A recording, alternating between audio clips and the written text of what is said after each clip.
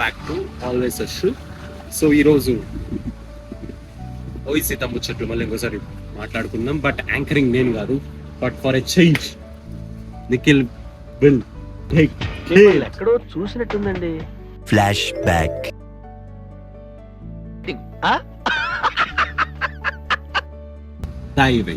Event కాదనుకుంటా, program discussion అన్న ఓసీత గురించి కొన్ని ఇంట్రెస్టింగ్ ఫ్యాక్ట్స్ తెలుసుకుందాం. ఫస్ట్ మన లోకేష్ బండి. లోకేష్ అన్న చెప్పు, ఏంది డిలే అయింది? ఎన్ని రోజులు చూస్తావు? ఎప్పుడు రిలీజు? ఎందుకు డిలే అవుతుంది? ఎడిటింగ్ దేనివల్ల? ఏం ఫ్యాక్టర్స్ డిలే అవ్వడానికి కారణాలు? అంటే బెస్ట్ అవుట్పుట్ రావడానికి కాస్త టైం పడుతుంది కదా, అది దీంతో అవుతాను. బెస్ట్ అవుట్పుట్ కోసం ట్రై చేస్తున్నా. ఆల్ ది బెస్ట్ అన్న, మంచి అవుట్పుట్ రావాలి. ఇంకా షో అన్న, థ్యాంక్ యూ డార్లింగ్. చెప్పు. మీ గ్లిమ్స్ చూసిన సంతోషం, సూపర్, ತುಂಬಾ హ్యాపీ. అసలు చాలా బాగున్నారు. ఆ రన్నింగ్ షాట్, ఆ దేవుడి నుంచి అవుట్ ఫోకస్ అయ్యి మీద పడే షాట్ టెరిఫిక్ గా ఉన్నారు. All credit goes to Gautham కదా లోకేష్ అండ్ లోకి. నేను సెంటెన్స్ కంప్లీట్ చేయనీరా, సెంటెన్స్ కంప్లీట్ చేయని. అంటే గౌతమ్ అని చెప్పు. నేను నా క్లోజ్ ఫ్రెండ్ అండ్ నా లాస్ట్ cinema director as well. And right now ఆయన ఎంతో, ఈయన కూడా అంతే నాకు. సో వెరీ అంటే ఆ షాట్ అంత అద్భుతంగా రాసుకున్నానికి లోకి, ఆ షాట్ చెప్పినట్టు చేసిన దానికి గౌతమ్కి, ఇద్దరికి థ్యాంక్ఫుల్. సో ఎవరిని ఏం చెప్పలేను. సో ఆ షాట్ లో ఇద్దరు ఉన్నారు నాకు అలా అనమాట. సో ఆ షాట్ గురించి నాకు లోకి డిస్కస్ చేసాడు. లోకినే మళ్ళీ గౌతమ్తో మాట్లాడుకున్నా, నాకు ఇలా కావాలని మాట్లాడుకున్నారు. సో వాళ్ళిద్దరు ఈక్వీ బ్యాలెన్స్ అంటే ఎవరు తగ్గించే అవసరం లేదు. ఆ డిజైన్ చేసింది దీనికి, దానికి సరే క్రియేట్ చేసింది ఈయన, దాని ఫైనల్ అవుట్పుట్ ఇచ్చింది ఆయన.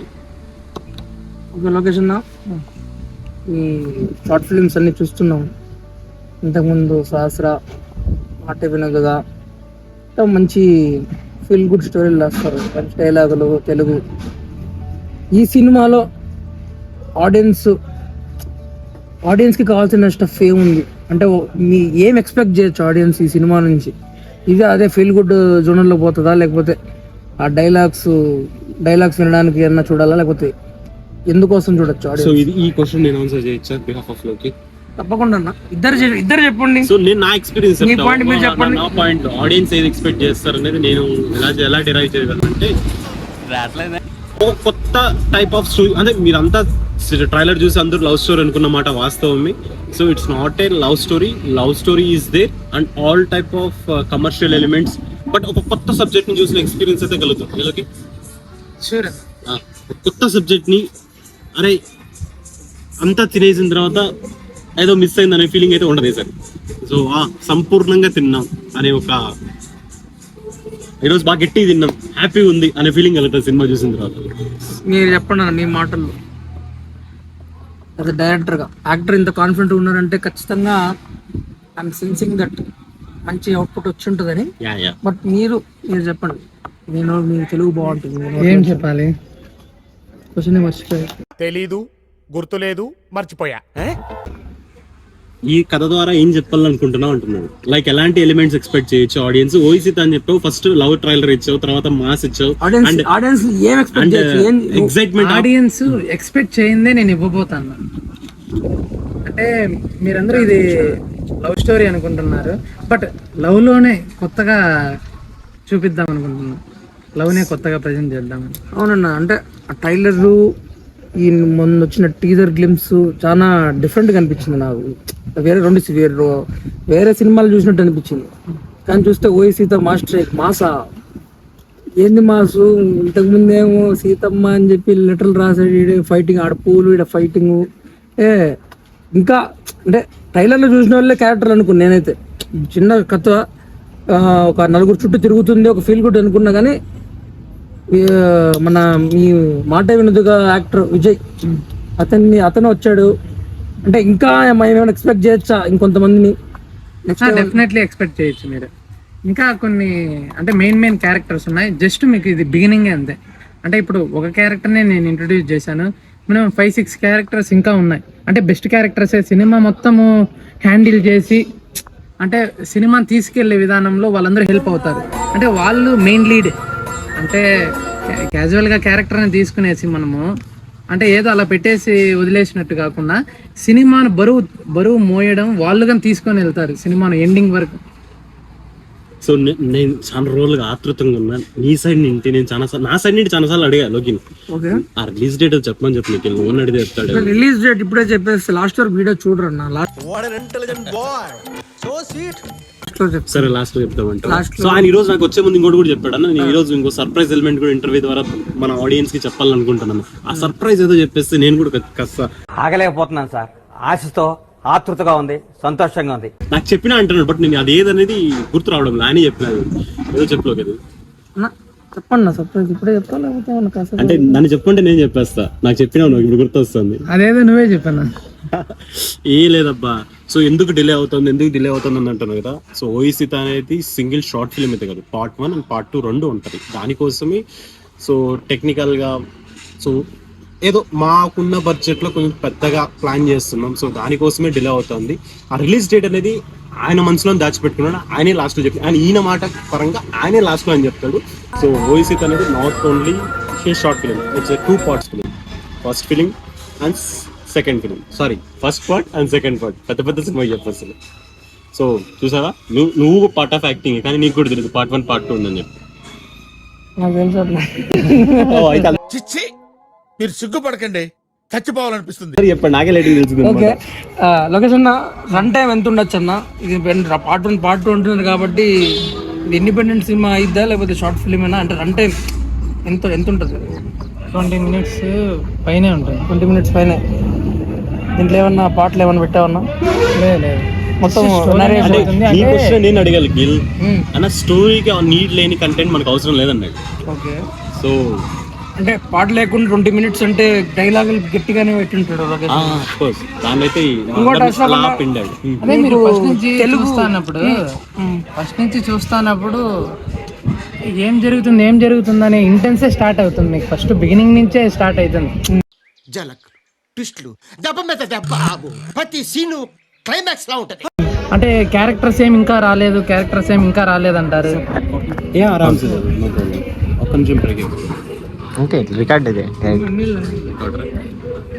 క్యారెక్టర్స్ ఇంట్రడ్యూస్ ఇంకా ఏం తొందరగా కనపడట్లేదు అంటారు.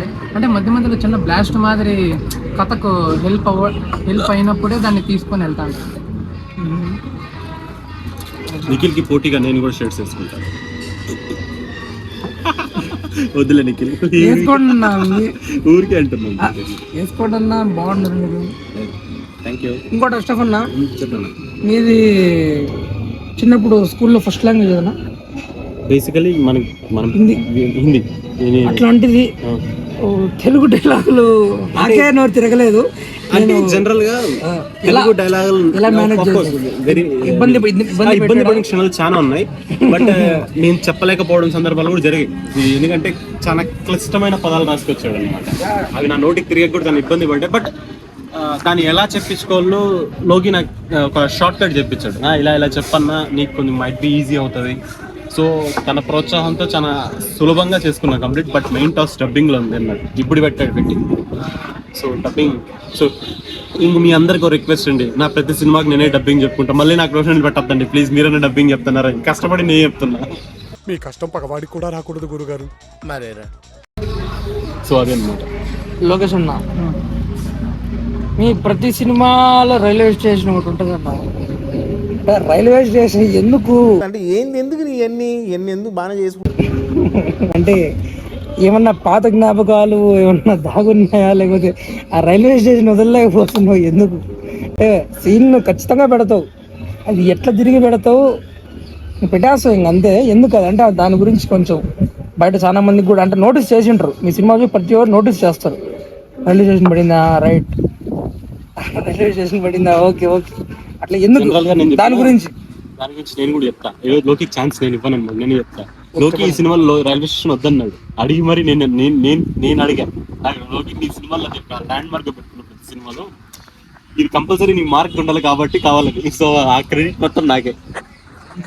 అది నేను అడిగిన సీన్ అనమాట railway station. Okay. So but అది ఎందుకు పెడతాడని ఆయన అడుగు. నేను ఈ పర్టికులర్ సినిమా వరకు అయితే ఎందుకన్నా ఏమన్నా పర్సనల్ ఏదైనా పర్సనల్ రీజన్ ఉందా, ఏమన్నా ఆడియన్స్ షేర్ చేసుకుంటారా మనం చూస్తే? ఇప్పుడు మనం లవ్ స్టోరీని తీయబోతున్నప్పుడు నేచర్ సపోర్ట్ చేస్తాయి దేనికైనా. ఒక మూమెంట్ను మనం చెప్పాలన్నా దేన్నైనా, నాకు మేబీ నేను నా విజన్లో ఉన్న ప్రకారము ఒక అమ్మాయి ఒక అబ్బాయి కలుసుకోవాలంటే ఒక పీస్ఫుల్ ఫీల్ రావాలి. ఆ ఫీలింగ్ మేబీ అంటే ఇప్పుడు మీరు మణిరత్నం సార్ సినిమా చూసినట్టయితే ప్రతిసారి అంటే రైల్ సీక్వెన్స్లో పెడతా అంటాడు ఆ సార్. బట్ నేను గన అంటే నావే ఎలాంటిదంటే జస్ట్ మన సందేశాన్ని, మన లవ్ అంటే మన ఫీలింగ్స్ను బయట పెట్టేటప్పుడు ఒక పీస్ఫుల్ అట్మాస్ఫియర్ ఉంటే అది అంటే ఆడియన్కి ఇంకో బాగా నచ్చుతుంది అని. ఓకే, బాగా చెప్పారన్న.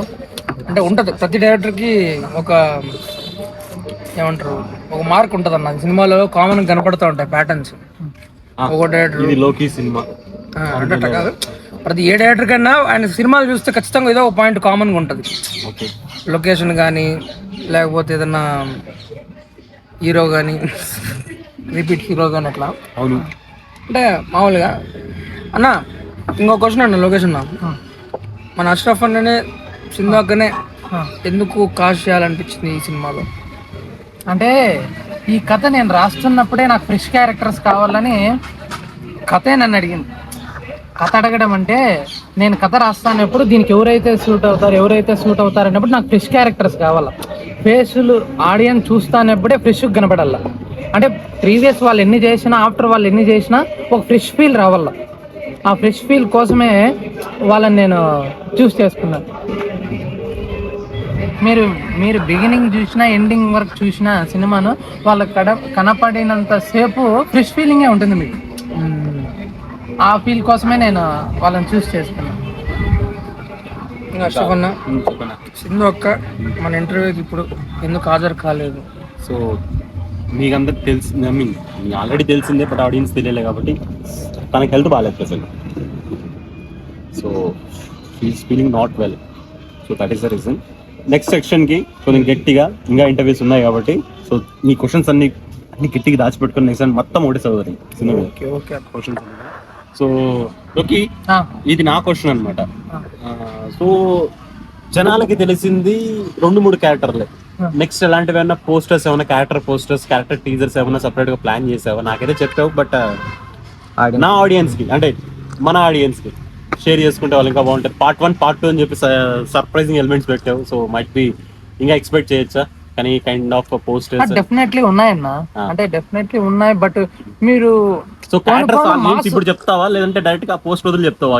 పోస్ట్ వదిలే దాన్ని ఇంట్రొడ్యూస్ చేద్దాం అనుకున్నాను. సూపర్. అంటే మీరు పోను మాస్ ఎలిమెంట్స్ మీకు కనబడతాయి సినిమాలు. ఇప్పుడు నేను అవుట్ అండ్ అవుట్ నీకు క్లాస్ టచ్ ఇచ్చినాను. ఆఫ్టర్ నీ దాంతో జస్ట్ మాస్ స్ట్రోక్ ఉంది అని చెప్పినాను.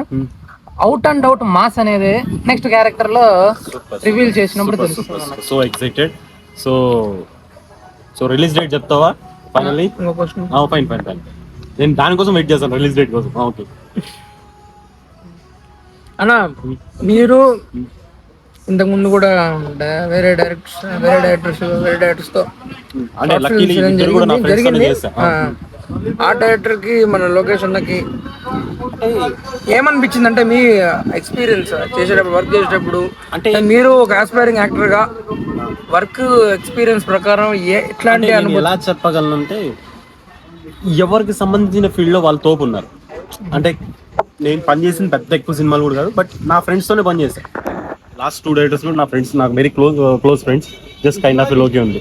బట్ ఒక్కొక్కరు ఒక విజన్ లో ఉంటారు. ఇది ఎలాంటిదంటే 3 డిఫరెంట్ స్కూల్స్ అనమాట. ఒక్కొక్క స్కూల్ ఒక టాపర్ వస్తున్నా. సో నేను పనిచేసిన 3 టాపే. సో వాళ్ళ కాంపిటీషన్ పెట్టుకున్నప్పుడు అది కాంపిటీషన్ చెప్పకూడదని నేను lucky to be part with 3 members. So ఒక్కొక్కరి దగ్గర ఒక స్కిల్ నేర్చుకున్నా. ఒకరి దగ్గర రైటింగ్స్ నేర్చుకున్నా, ఒకరి దగ్గర ఎలా ఎలివేషన్ ఇస్తే బాగుంటుందని నేర్చుకున్నా, ఇంకొకరి దగ్గర యాక్టర్ అంటే ఎలా అవ్వాలని షైన్ నేర్చుకున్నా. పేర్లు చెప్పను, పేర్లు నెక్స్ట్ ఇంటర్వ్యూలో చెప్తా ఎవరు ఏమి నేర్చుకున్నాను. లొకేషన్ మరి రిలీజ్ డేట్ చెప్పేస్తే వీళ్ళు వైండ్ అప్ తీసుకోవాలి. ఇంత ఆలస్యం చేశాను కాబట్టి తొందరలో దసరా రాబోతుంది కదా, ఓ సూపర్, విజయదశమి. దసరాకే మన full short film part 1. Release, part 1. ఓ super. So this is the Oye Seetha ఇప్పుడు అని అడిగిన ప్రతి ఒక్కరికి మా మీద ఇంత ప్రేమని చూపించిన దానికి చాలా సంతోషం. ఈ దసరాకి పార్ట్ 1తో ఓయి సీతతో మీ ముందుకి మేము వస్తున్నాం. వన్ లాస్ట్ క్వశ్చన్, ఈయన కూడా ట్రైలర్లో ఉన్నారు, మీరు మర్చిపోయినట్టున్నారు కదా, ఒకసారి చూసి కింద కామెంట్ చేయండి ఏం చేశాడని చెప్పేసి. ఆల్రెడీ వచ్చిన ట్రైలర్లో ఉన్నాడు, చూసి చెప్పండి. రీసెంట్గా డెబ్యూట్ ఇవ్వబోతున్నాడు. Name Nikhil Harsha, anchor come actor come director, అన్నిటికన్నా మర్చిపోయినా, నాకు ఒక కథ చెప్పినాడు, ఇది కూడా చేద్దాం అన్నాడు, బట్ ఈయన డేట్ ఇవ్వడం లేదు. సో బిల్ ఆ క్వశ్చన్స్ కూడా నెక్స్ట్ మాట్లాడదాం నిఖిల్ని. ప్రస్తుతానికి happy weekend, bye, love you all. Please subscribe to my channel. Thank you so much.